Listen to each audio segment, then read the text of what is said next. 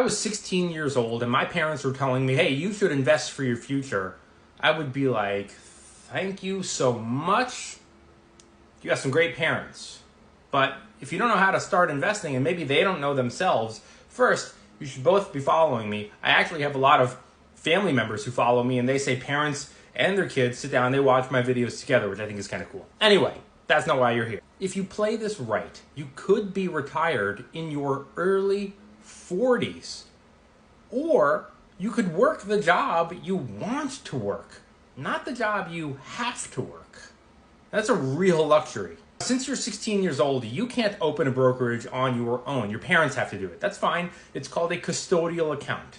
And it transfers to you the day you turn 18. And it's a taxable account, which means at some point, whether you're in your early 20s or 30s, you decide, hey, I'm going to sell this investment, you're going to be taxed on those profits. But don't worry, because there's another kind of account that you're also going to open a little bit on down the road.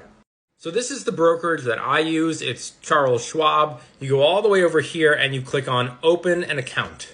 And you can see all the options here: individual, joint, Roth IRA, which we're going to get to in a second. But you're also going to scroll down here to where it says educational and custodial. That's what your parents are going to have to open for you. In that account, I would put the following investments. I know it's really tempting when you're 16 to be like, give me the next hot stock. What's going to be the next Apple? What's going to be the next whatever? Don't worry about that. Get the foundation first. Remember, you're watching me. I'm not watching you. This is what I would do. So it's not financial advice. It's one example of many. I would put a technology fund like F-Tech, which you can see is up 446% in the last decade. One S&P 500 index fund like SPLG, which is up 177% in the last decade.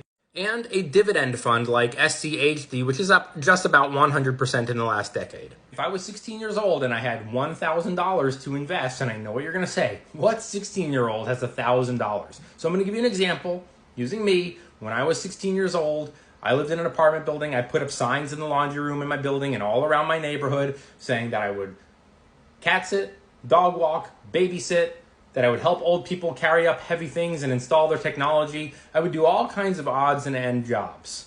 Shovel cars in the winter. So I had a pretty decent amount of money saved up when I was a teenager. And this is sort of how I would break down my investments. 50% in technology, 30% in S&P, 20% in dividends. You want the dividends kind of in the background, kind of slow and steady, working for you, reinvesting those dividends over time. And at some point, I would get a job, right? We're going to assume you're going to get a job one day. You're going to then go back to Schwab, and you are going to open a second account. You're going to open a Roth IRA. This money grows tax-free, but you really can't or shouldn't tap into that money until you're 59 and a half. So it's way for the future. And in that Roth IRA, I personally would max out the technology fund. Well, the max contribution for a Roth IRA is $7,000 a year. So if I was fortunate enough to be able to do it, I would put in $7,000 every year. And if I could only do $3,000 or $2,000, I would do that. And I would put as much as I could in technology.